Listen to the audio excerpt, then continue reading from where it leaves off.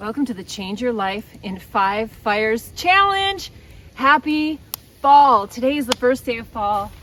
Isn't this gorgeous? It's such a beautiful night. We had tons of rain today. It's really wet out here, but it doesn't matter because here we are getting started. This is the first challenge of 5 challenges over 5 weeks. We're going to be using fire in the outdoors and our mind and our body and our spirit to change the way we live, to become better people, to reach your goals, to reach your dreams. Stop wishing and start doing. This first challenge is called the awakening. This is the awakening fire. This is where you realize what you've been missing. This is where you realize what you're capable of, that you are made to be so much more. And it takes a little bit of work. My first real awakening in the outdoors came when I was 14. I was in the Wilderness Adventure Club in school. Not a very cool group of kids were there, but I loved the outdoors even at a young age. And we went to Isle Royale National Park and hiked the entire island, which is an island in Lake Superior. It's about 60 miles, and we did end to end over about a week. And I remember sitting around a fire one night after a long day's hike, and we heard wolves howling. And you know, it's just one of those moments you'll never forget. It was the first time I'd ever heard a wolf howl, and it just inspired me and also sent chills down my spine. Like, it was just a really cool moment. And ever since then, I just knew, somehow the outdoors had to be part of my life. When I was 19, I was really sick of community college, really sick of the small hometown in Michigan where I grew up, and I wanted to leave. So how can you find adventure and get paid for it? Like, that's how I figured out how to be a gig worker. I got a job in Yellowstone National Park. My best friend and I drove across the country, first road trip ever with my best friend, worked all summer in Yellowstone, hiked hundreds of miles, fished the backcountry lakes, and it just, it was just like, okay, this is my path. From there I went to Vail for the winter, and I was a lift operator. I got to ski for free at Vail. From there I went to Montana, and I was a wildland firefighter. So I learned to chase these gigs where I would get room and board, but I also had this deep connection with the outdoors. And of course, Alaska was on my radar for a long time. And I finally got to the point where it's like, I have to go. And this is where you have to decide what you're willing to sacrifice, what you're really willing to risk. I said, I'm going. I packed up my apartment, put it in storage. I had $200 left to my name after I bought a one-way ticket to Alaska. Landed in the Anchorage airport with just my backpack. No idea where I was gonna go. No plan of a job. I had no car, no place to live, but I got myself to Alaska with $200 to spare. Had a tent with me. Figured I'll figure something out. I slept in the airport all night. Grabbed a shuttle to Homer, which is south central Alaska. On the way down, it was pouring rain. I remember looking out the window going, man, where am I gonna sleep tonight? So I asked the shuttle driver, hey, you got any ideas? He said, well, there's this bed and breakfast that she's got a bunk room, real cheap, $15 a night, and you get a breakfast. I'm like, take me there. Trust me, last cheap deal to ever happen in Alaska. But I took that bed and started to make a plan. I loved Homer, and I liked the lady that owned the bed and breakfast, and she was doing this by herself. So I kind of thought, well, maybe if I ask her, if I can help her, she'd let me camp out on her property. So I waited a couple days, let her get to know me, and I hit her up with the idea, and she went for it. So I got to put my tent up on her property, and then I would do anything. I was cleaning toilets, cleaning showers. I was helping with breakfast, doing whatever. So I had a place to live, but I still had no job. I needed a job that paid. Next thing I did is I bought a bike for $50, rode 5 miles down to the spit looking for a job. Now the Homer Spit is a piece of land that juts out into Kachemak Bay. It's an absolute beautiful place. Tons of great fishing in the area and mountains. And I got a job at the Sports Shed, which was a sports shop selling everything but rockets and mortars for killing fish. So I got a job. I got a place to live and I got a job. And I had transportation, had 2 wheels. And I remember when I got my first paycheck, I had $50 to my name. And you want to know what that felt like? That felt like $1,000,000. Spent the whole summer there, working my butt off, just living the dream of nothing fancy, but I made it happen on my own. So what you have to decide here, what are you going to risk? What are you willing to do to get where you want to go? It could be anything. Maybe you want to write a book. Maybe you want to learn to play guitar. Maybe you want to sell everything you own and live in an RV. Maybe you want to build a cabin. I mean, I don't know what your dream is, but this kind of thing that I hope I'm going to introduce you to will give you that confidence, give you that power.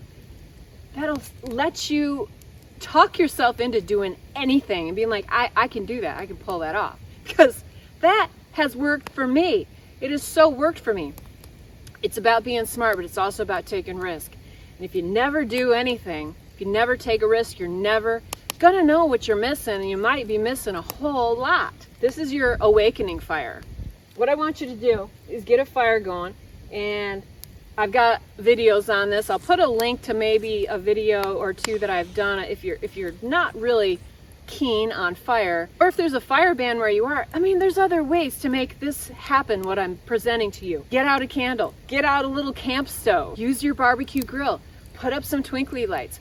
Like, I don't care. Don't make any excuses to not get outside and do this. Even though I have a fire, and if it doesn't work for you, figure out something else, okay? You got to make this work for you. That's up to you. I'm only opening the door here. You need to walk through it. So get yourself a fire. I want you to get a pen and paper, and I want you to write down a big audacious goal. Write down something that you want to do, something that you want to accomplish, and know this: you don't necessarily need to know the end. You just need to know what is your next step. So for instance, when I wanted to build a cabin, I don't know how to do it by myself. And if I was to think about the whole big picture, I mean, really think about it, it's overwhelming. But if I think about, okay, step 1, pick the spot. Step 2, make the trail for my ATV. Step 3, figure out some material and how you're going to get it there. Like, do you see? Like, it's just like one thing at a time. Because if you think about the whole thing of the thing you want to do, if it's a big thing, man, that stuff is intimidating. So you don't need to know the end and how you're going to get there. You just need to know the next step, and you need to take the next step.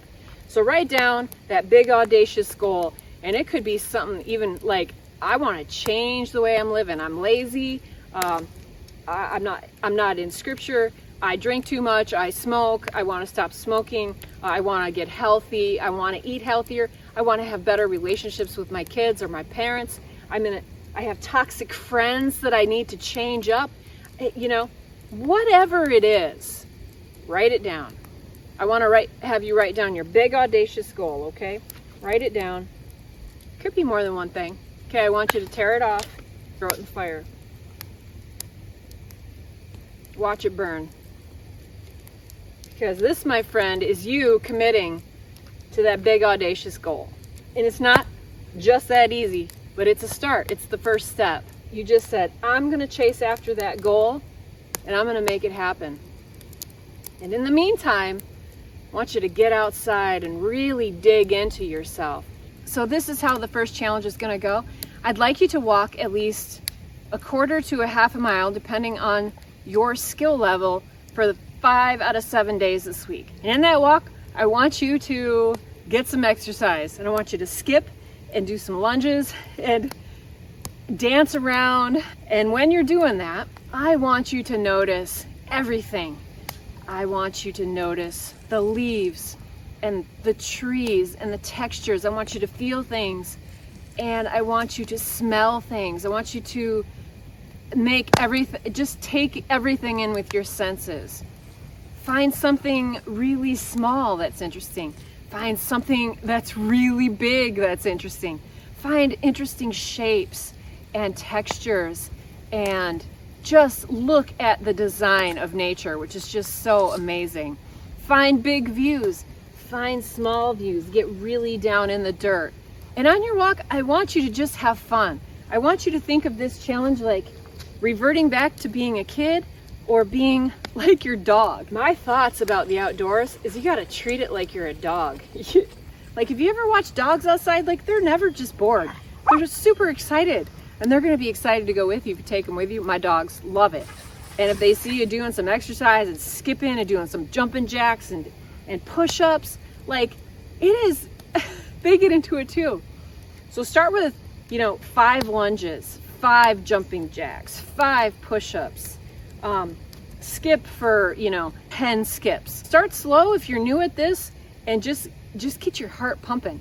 And remember, if you're concerned at all, consult a doctor before you start an exercise regimen. Know yourself, what you can do, but every week we're gonna slowly just ramp this up. So this is just kind of an introductory. Could be on a road, could be in a park, could be in the woods. Then for 10 minutes, I want you to find a spot to sit. Just to sit and be still. No phones, of course, on this. I want you to not be scrolling. I want you to just concentrate on your breathing, concentrate on the sky and the earth and the grass and the leaves, and just the peace that you are feeling. Like, it is so powerful. I want you to take your shoes off, because there's real science behind the idea of putting your body on the ground, feet on the ground, your hands on the ground, your body on the ground. Lean back if you'd like, and just take it all in, and do that for 10 minutes.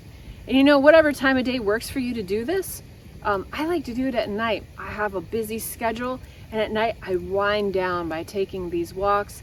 I take it all in. I have my sit spot. I do my exercises, and I just kind of soak it up outside. You'll feel so good afterwards. If you're interested in a piece of scripture to go with your week for feeding your spiritual self, this is the one I picked out. I need my readers. Okay, Romans 12:2, all right? I've always loved this verse, and it's really appropriate for our first week's challenge.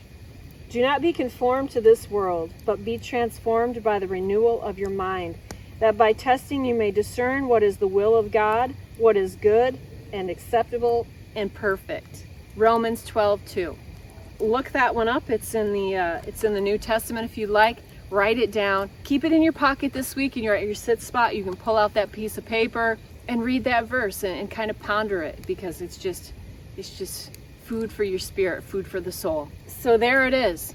I don't know if this is what you guys were expecting, but there's bats flying around right now, which is really cool. If you live in the city and are like, I have nowhere to do this, city park, go out on your balcony, go out, find a piece of grass. Like, I don't care. If you have to just walk around city blocks and city streets, that's fine.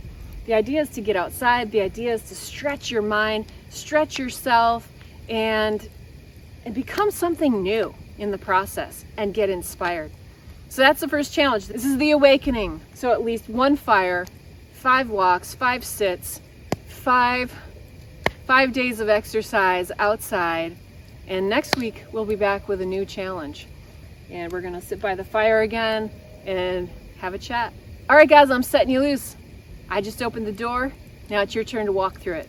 I'll see you in the next video. Squirrel in the woods. She gone. Oh, don't forget to get outside and get happy.